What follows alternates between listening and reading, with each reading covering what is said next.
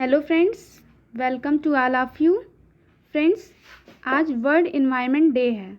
तो फ्रेंड्स, आज हम वर्ल्ड इन्वायरमेंट डे से रिलेटेड टॉपिक पर पढ़ेंगे, जिसमें हम देखेंगे कि 2021 के पर्यावरण की थीम क्या है, पर्यावरण को मनाने का यानी पर्यावरण दिवस को मनाने का उद्देश्य क्या है और कब से मनाया जाता है।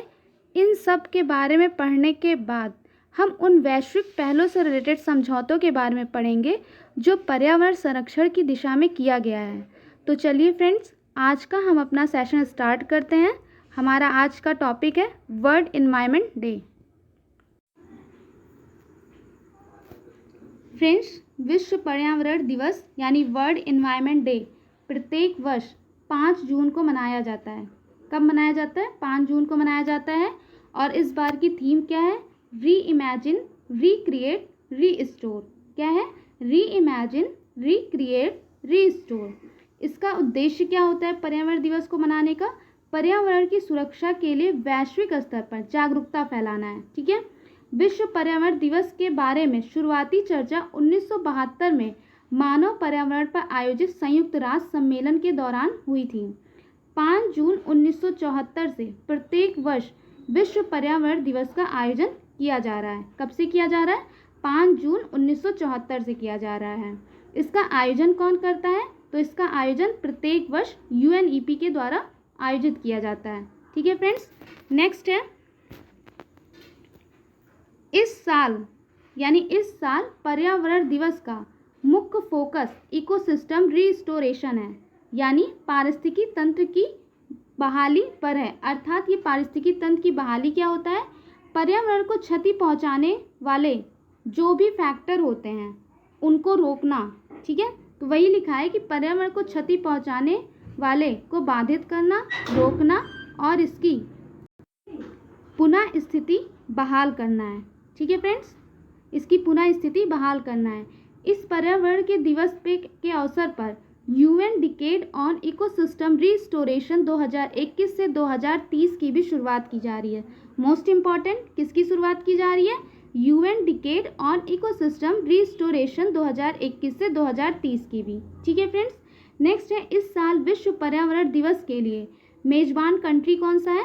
तो पाकिस्तान है। ठीक है, विश्व पर्यावरण दिवस पहली बार कब सेलिब्रेट किया गया और कहाँ किया गया? तो 1974 में अमेरिका में किया गया। ठीक है, और इस बार की उस समय इसकी थीम क्या थी? तो ओनली वन अर्थ रखी गई थी। फ्रेंड्स, अब हम लोग ये बात करेंगे कि महत्वपूर्ण वैश्विक प्रयास कब कौन कौन से किए गए थे पर्यावरण को संरक्षित करने की दिशा में। अभी तक तो हम लोगों ने इसकी थीम देखी, कब से सेलिब्रेट किया जा रहा है, कौन कर रहा है, मेजबान कंट्री कौन है। ठीक है, ये सारी चीज़ें देखी। अब जो स्टार्ट होगा वो मोस्ट इम्पॉर्टेंट होगा, क्योंकि ये सारे कन्वेंशन जो हैं ये यूपीएससी, स्टेट पीएससी और अन्य एग्जामों में पूछे जाते हैं कि ये सम्मेलन कब होता है और इस सम्मेलन में महत्वपूर्ण समझौते कौन कौन से किए जाते हैं। ठीक है फ्रेंड्स, तो चलिए फ्रेंड्स, हम अपने कन्वेंशन को स्टार्ट करते हैं। कौन कौन से कन्वेंशन है और ये कुछ महत्वपूर्ण वैश्विक प्रयास जो किए गए थे वो सारे कन्वेंशन को देखते हैं जो एग्जाम पॉइंट ऑफ व्यू से इम्पॉर्टेंट होंगे। ठीक है फ्रेंड्स, तो चलिए, पहला कन्वेंशन हुआ था स्टॉकहोम समझौता। ठीक है, पहला कौन सा समझौता हुआ था? स्टॉकहोम समझौता हुआ था। जलवायु परिवर्तन की दिशा में पहली बार संयुक्त राष्ट्र के द्वारा 1972 में स्वीडन के शहर स्टॉकहोम में विश्व का पहला अंतर्राष्ट्रीय सम्मेलन, ठीक है, पहला अंतर्राष्ट्रीय पर्यावरण सम्मेलन जो है आयोजित किया गया था। ठीक है, इस सम्मेलन में 5 जून को पर्यावरण दिवस मनाने की घोषणा की गई। मोस्ट इम्पॉर्टेंट समझौता है, मतलब इसमें अगर पूछा जाए कौन मनाया था तो संयुक्त राष्ट्र के द्वारा आयोजित किया गया था। ठीक है, और ये कब हुआ था? 1972 में हुआ था। कहाँ हुआ था? स्टॉकहोम में हुआ था। स्टॉकहोम किसकी कैपिटल है? तो स्वीडन की कैपिटल है। और ये पहला अंतर्राष्ट्रीय पर्यावरण सम्मेलन था। ठीक है, और इसमें महत्वपूर्ण क्या घोषणा की गई थी? इसमें ये घोषणा की गई थी कि 5 जून को पर्यावरण दिवस मनाया जाएगा आज से। ठीक है फ्रेंड्स, फिर नेक्स्ट आता है आईपीसीसी। ठीक है, यानी inter government panel on climate change. ठीक है, इसकी स्थापना कब हुई थी? 1988 में हुई थी, यानी 1988 में हुई थी। और इसे किसके द्वारा स्थापित किया गया था? तो विश्व मौसम विज्ञान संगठन यानी वर्ल्ड मेट्रोलॉजिकल ऑर्गेनाइजेशन और संयुक्त राष्ट्र पर्यावरण कार्यक्रम यानी UNEP, United Nation Environment Programme, इन दोनों के द्वारा यानी डब्ल्यूएमओ और यूएनईपी के द्वारा आईपीसीसी की स्थापना की गई थी। नेक्स्ट है फ्रेंड्स रियो सम्मेलन।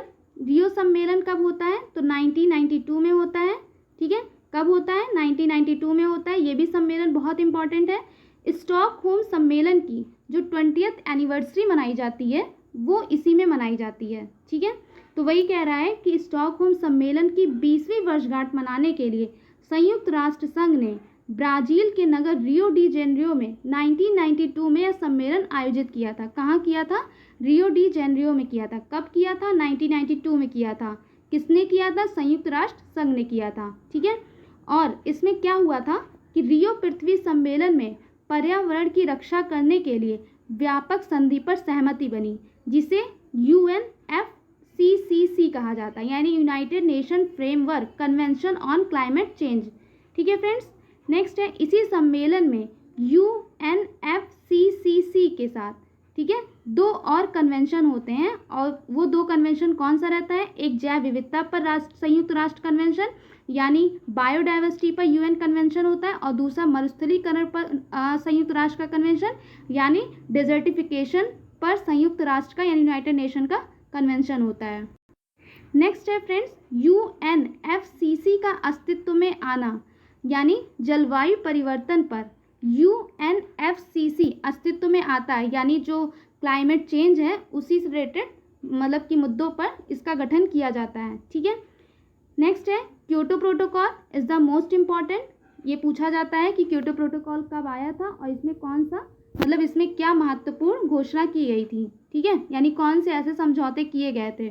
तो क्योटो प्रोटोकॉल 11 दिसंबर 1997 को अपनाया गया था, और ये किस कोप में, यानी कोप का फुल फॉर्म होता है कॉन्फ्रेंस ऑफ पार्टीज। ठीक है फ्रेंड्स, तो कोप 3 में क्योटो प्रोटोकॉल को अपनाया गया था, जो ग्रीन हाउस गैसों के उत्सर्जन में कमी करने की दिशा में प्रथम वैश्विक प्रयास था। ठीक है, तो इसमें किस चीज़ से रिलेटेड बातें की गई थी? तो इसमें जो ग्रीन हाउस गैस यानी ग्लोबल वार्मिंग गैसेस जो हैं उनके उत्सर्जन में कमी करने का प्रयास था, पहला ऐसा प्रयास किया गया था। फिर आता है नेक्स्ट बॉन कन्वेंशन। ठीक है, यानी बॉन सम्मेलन। इसमें ये कब होता है?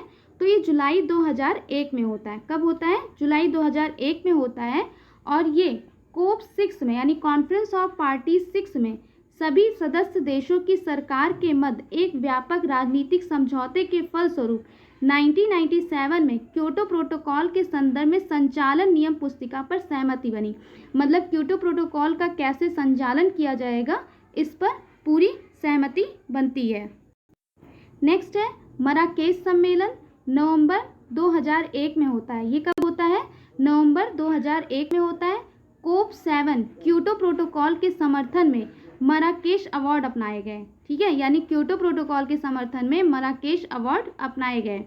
ठीक है, नेक्स्ट है यूरोपीय संघ के द्वारा उत्सर्जन व्यापार की शुरुआत।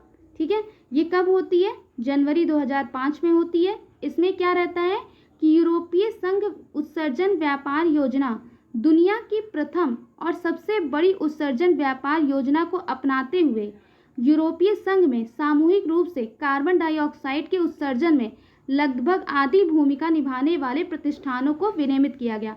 मतलब ऐसे प्रतिष्ठानों को विनियमित किया गया जो कार्बन डाइऑक्साइड के उत्सर्जन में आधी भूमिका निभा रहे थे। मतलब आधा से ज़्यादा वो लोग इसमें पार्टिसिपेट थे, यानी कार्बन डाइऑक्साइड के उत्सर्जन में। ठीक है फ्रेंड्स, नेक्स्ट है क्योटो प्रोटोकॉल का प्रवर्तन में आना। तो क्योटो प्रोटोकॉल होता तो 1997 में, ये कहा जाता है कि हम ग्लोबल वार्मिंग को कम करने की दिशा में प्रयास था पहला, लेकिन ये कब से प्रवर्तन में आ गया, यानी ये कब से इफेक्टिव हो गया? तो ये 16 फरवरी 2005 से इफेक्टिव हो गया क्योटो प्रोटोकॉल।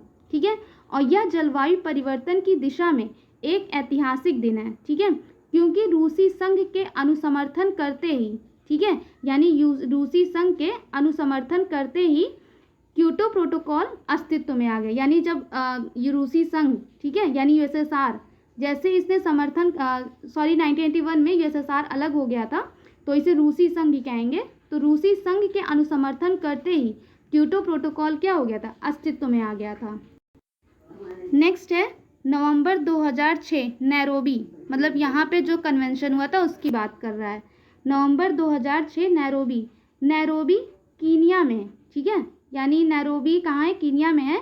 यहाँ कोप 12 में UNFCCC की सहायक संस्था subsidiary body for scientific and technological advice यानी SBSTA को जलवायु परिवर्तन प्रभाव और मतलब कि सुभेद, यहाँ पे सुभेद होगा, ठीक है, तो ये सुभेद होगा, ठीक है, सुभेद और जलवायु परिवर्तन के अनुकूल हेतु नैरोबी वर्क फ्रॉम प्रोग्राम, ठीक है, हेतु अनिवार्य किया गया। मतलब इसमें क्या किया गया कि subsidiary body for scientific and technological advice यानी SBSTA को जलवायु परिवर्तन प्रभाव और सुभेद जलवायु परिवर्तन के अनुकूल हेतु नैरोबी वर्क प्रोग्राम हेतु अनिवार्य किया गया। नेक्स्ट है बाली समझौता। तो बाली समझौता कब होता है, दिसंबर 2007 में होता है, ठीक है फ्रेंड्स। ये इसमें क्या रहता है, कोप 13 सम्मेलन में बाली रोड मैप के साथ आने वाली एक्शन प्लान को अपनाया जाता है, ठीक है। ये पूछा जाता है बाली समझौता कब हुआ था, तो दिसंबर 2007 में हुआ था। सॉरी फ्रेंड्स, कॉल आ गई थी। चलिए हम अपना स्टार्ट करते हैं। दिसंबर 2007 यानी बाली समझौता, यही हम लोग अपना टॉपिक पढ़ रहे थे। तो ये 2007 में हुआ था, ठीक है। दिसंबर 2008 में पोजनान पोलैंड, ठीक है, यानी पोजनान सम्मेलन होता है, पोजनान में होता है और ये प्लेस कहाँ पे है, पोलैंड में है। तो पोजनान पोलैंड के कोप 14 सम्मेलन में क्योटो प्रोटोकॉल के तहत विकासशील देशों हेतु महत्वपूर्ण कदम उठाए गए, ठीक है। क्योटो प्रोटोकॉल के तहत विकासशील जो डेवलपिंग कंट्री हैं उनके तहत महत्वपूर्ण कदम उठाए गए। इसमें क्योटो प्रोटोकॉल के संदर्भ में अनुकूलन कोष यानी एडॉप्टेशन फंड का शुभारंभ करने के साथ साथ तकनीकी हस्तांतरण के संदर्भ में पहुंचना रणनीतिक कार्यक्रम की शुरुआत की गई। तो इसमें क्या किया गया था, एडॉप्टेशन फंड का शुभारंभ किया गया था। किसका शुभारंभ किया गया था, एडॉप्टेशन फंड का शुभारंभ किया गया था, ठीक है फ्रेंड्स। नेक्स्ट क्या है, नगोया प्रोटोकॉल। ये भी बहुत इंपॉर्टेंट कन्वेंशन, ये भी पूछा जाता है कब हुआ था, तो अक्टूबर 2010 में हुआ था, ठीक है। और इसमें क्या हुआ था, इसमें क्या समझौते महत्वपूर्ण हुए थे, जैविक संसाधनों और जैव विविधता के संरक्षण के लिए, मतलब जो बायोलॉजिकल रिसोर्सेज हैं और जैव विविधता संरक्षण यानी बायोडाइवर्सिटी के कंजर्वेशन के लिए ये जापान के नगोया में हुआ था, ठीक है। किसके लिए हुआ था, जैव विविधता के संरक्षण के लिए यानी बायोडाइवर्सिटी के कंजर्वेशन के लिए ये जापान के नगोया में नगोया प्रोटोकॉल हुआ था। कब हुआ था, अक्टूबर 2010 में हुआ था, ठीक है फ्रेंड्स। नेक्स्ट है दोहा सम्मेलन, ठीक है। दोहा सम्मेलन ये भी इम्पॉर्टेंट है, पूछा जाता है एग्जाम में कब हुआ था, तो ये दिसंबर 2012 में ही हुआ था। UNO, ठीक है, यूनाइटेड नेशन ऑर्गेनाइजेशन का जलवायु परिवर्तन पर दोहा में यह सम्मेलन हुआ था। नेक्स्ट है नवंबर 2013 वार्सा, यानी जो वार्सा सम्मेलन हुआ था वो नवंबर 2013 में हुआ था। इसमें पोलैंड के वार्सा में, मतलब वार्सा कहाँ पे है, प्लेस है ये, तो ये पोलैंड में है, ठीक है फ्रेंड्स। तो इसमें पोलैंड के वार्सा में आयोजित सम्मेलनों में वनों की कटाई और वनों के क्षरण को रोककर, मतलब जो डिफॉरेस्टेशन किया जा रहा था और जो वनों का इरोजन किया जा रहा था, ठीक है, उसको रोककर उत्सर्जन को कम करने की दिशा में यह नियम था। मतलब ये डिफॉरेस्टेशन की दिशा में एक नियम था कि हम डिफॉरेस्टेशन की जगह हम एफॉरेस्टेशन करेंगे, ठीक है फ्रेंड्स। नेक्स्ट समझौता जो कि बहुत इंपॉर्टेंट समझौता है, पेरिस कन्वेंशन, ठीक है। तो ये पेरिस कन्वेंशन को कब अपनाया गया था, तो दिसंबर 2015 में अपनाया गया था। कब अपनाया गया था, दिसंबर 2015 में अपनाया गया था। पेरिस में हुए COP यानी कॉन्फ्रेंस ऑफ पार्टीज 21 में, ठीक है, यहाँ पे में होगा, ठीक है फ्रेंड्स। तो COP 21 सम्मेलन में ऐतिहासिक पेरिस समझौते को अपनाया गया था। ये convention is the most important convention for civil exam, ठीक है। तो दिसंबर 2015 में हुआ था। इसमें कितने देशों ने, तो 195 देशों ने, ठीक है, 195 कंट्रीज़ ने जलवायु परिवर्तन का मुकाबला करने के लिए, ठीक है, मतलब इससे जलवायु परिवर्तन से जो हो रहा है इससे निपटने के लिए कम कार्बन उत्सर्जन की दिशा में निवेश करने पर सहमति हुई थी। मतलब इसमें ये हुआ था हम कार्बन का एमिशन कम से कम करें। ठीक है फ्रेंड्स, और ये सम्मेलन में ऐसा पहली बार होता है, ठीक है, इस सम्मेलन में ऐसा पहली बार होता है कि जब किसी अंतर्राष्ट्रीय समझौते के, ठीक है, पहले ही दिन इतनी बड़ी संख्या में सदस्यों ने सहमति व्यक्त की। मतलब इसको 195 कंट्रीज़ ने पहले ही दिन अपनी सहमति दे देते हैं ये इस कन्वेंशन को। ठीक है फ्रेंड्स, तो फ्रेंड्स आज का ये हमारा टॉपिक कंप्लीट होता है, जिसमें हम लोगों ने पर्यावरण से रिलेटेड कुछ महत्वपूर्ण इम्पॉर्टेंट यानी बिंदुओं को देखा जो एग्ज़ाम से रिलेटेड इम्पॉर्टेंट चीज़ें पूछी जाती है। कन्वेंशन तो इज़ द मोस्ट इम्पॉर्टेंट, ठीक है, जो अक्सर सिविल एग्ज़ाम में पूछा जाता है, डायरेक्ट भी पूछ लिया जाता है ये कब हुआ था और इसमें क्या क्या महत्वपूर्ण समझौते हुए थे। कोप के बारे में पूछ लिया जाता है, जैसे अभी जो इसके पहले हुआ था मैड्रिड में हुआ था, ठीक है, और फिर ऐसे कई सारे क्वेश्चन एनवायरनमेंट से रिलेटेड पूछे जाते हैं। तो फ्रेंड्स आज का हमारा ये टॉपिक कंप्लीट होता है। नेक्स्ट वीडियो में हम फिर किसी करंट टॉपिक पर बात करेंगे।